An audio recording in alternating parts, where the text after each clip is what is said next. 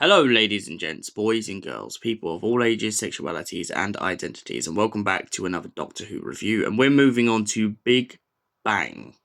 So what is the Big Bang episode about? Well, essentially it carries on from the Pandorica opens, and the Doctor finds himself managing to get out of the Pandorica and essentially saving Amy Pond.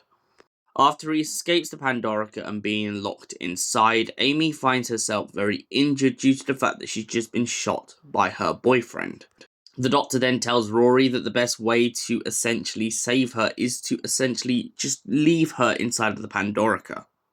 The Doctor then travels in time and finds himself back and forth, back and forth, back and forth. He goes back to Amy's house, leaves a leaflet for her to turn up to the museum.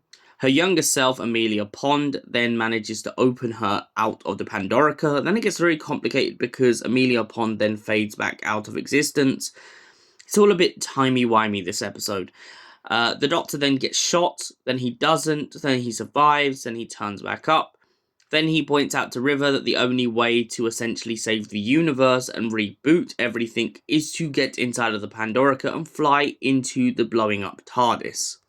Oh yes, forgot to mention, River manages to escape the blowing up Tardis due to something that the Doctor does that's very clever. She then takes his fez and shoots it into the sky, and then that's when they realise that they come across a Dalek that has been reanimated due to the light of the Pandorica.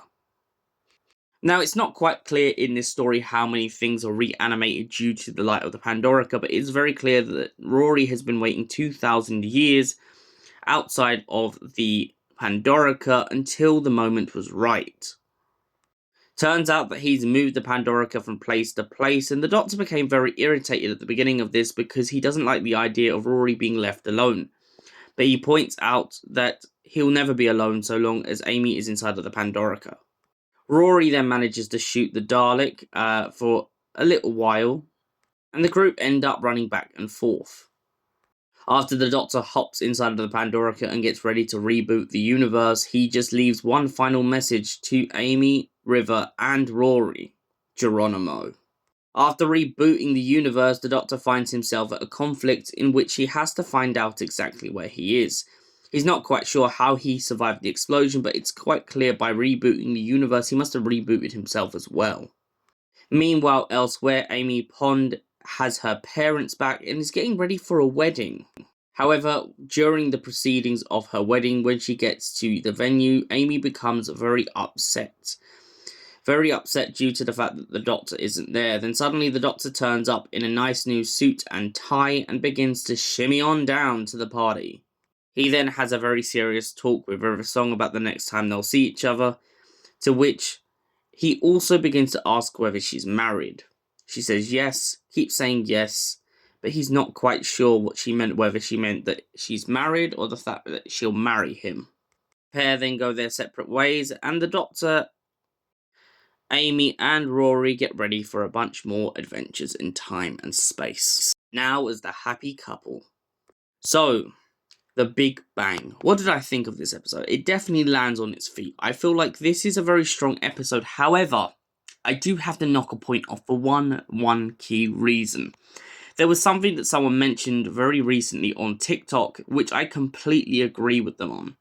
Now, I know that it's Stephen Moffat, and I know that there's a lot of different lore behind his era. However, the fact that Russell T Davies' era introduced the fact of the Reapers every time someone messes with time travel really makes it conflicting, the fact that Amy Pond can actually touch Amelia Pond on the head and not destroy all of reality. Now, this may just be due to the fact that all of reality has been extinguished except for the Earth, but I'm not quite sure about that one, and for that reason I'm going to give this a 9 out of 10. Thank you for watching, and we'll see you in the next Doctor Who review. Till then, goodbye, stay beautiful, you beautiful people.